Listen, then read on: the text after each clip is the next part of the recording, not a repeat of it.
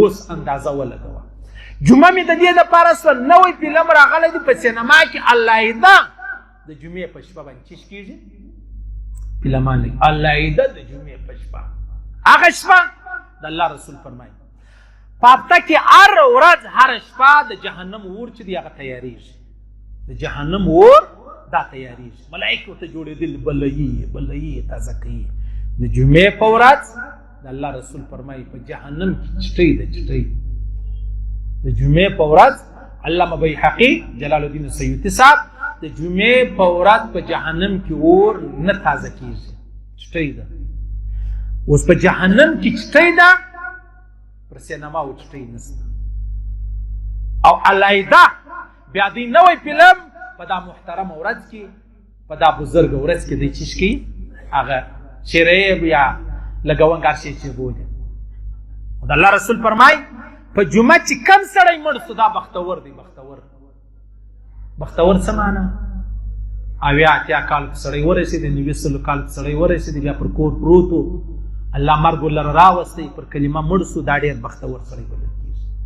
اوس ګوره نن هلته میسیج مې وکتی لا ورسه بس را روان ولو کان مې تر ځای سره دا ایران هم عذاب دی ډیزل هم عذاب سره ولګېدل پول وسوځل سو سواریان را روان پول په اور کویله د الله رسول فرمایي په دا ورځ که سړی مړ سو الله تر قیامته کار نه پلري په قبر کې صحیح. او چې بیا په اور وسوځل سو دا د الله رسول فرمایي دا شهادت دی شهادت دا شهید دی. لیکن د الله رسول فرمایلی یا الله زه د داسې مرګه پناه غواړم د اور مرګ مه راکوه د اوبو مرګ مه راکوه د زلزلې مرګ مه راکوه د هغسې اچانک ناڅاپه مرګ مه راکوه تر دیواله رایله سو مرګ مه راکوه په بجلي ونیول سو مرګ مه راکوه د اکسیډنټ مرګ مه راکوه که څه هم مطلب شهادت دی خو د الله رسول دغه شهادت څه پناه غواړي الله زه دا شهادت نه غواړم.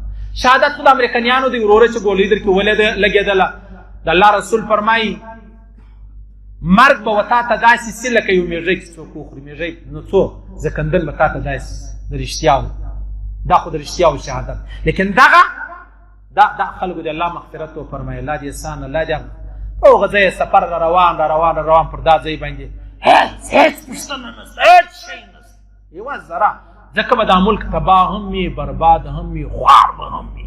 هغه د وکیلانو حال دی چې موږ ته خبرې راښایي صحیح سلو. نو دلته مې د قانون حال دی دا ولې مړه سلو حضرت عمر فاروق په زمانه کې یو مړی اوس دومره کوشش یې وکړي زه صرف دا معلومه کړم چې دا مړی چا کړی بیا یې معلوم هم کړي. بیا حضرت عمر فاروق رضی الله عنه وفرمایل که د یوه مسلمان په قتل کې یو سړی نه د یمن ټول مسلمانان شریکان سو او زه به دا ټول وژنم د یوه مسلمان د ورځې سهار وختي چې خبرنامه وګورې څو ګاډیان سره جنګي څونه ظلم دی څونه ناجایزه ده. سبحان الله د جمعې په ورځ څوک مړ سو د الله رسول فرمایي ته خلاص یې که څوم بد سړی ولو تر قیامت الله په قبر کې به دګر څه کار نه لري. اوس که نن سهار کافر مړ سو نن سهار مړ سوی او تر مازدیګره الله په قبر کې کار نه لري. دا د الله رب العزت یو انعام ورکړی دی ورځې ته دا د ورځو سرداره ده تېره شپه نن ورځ هر څوک او چې مسلمان یي هغه خو بیا الله رب العزت احسان ورسره کوي.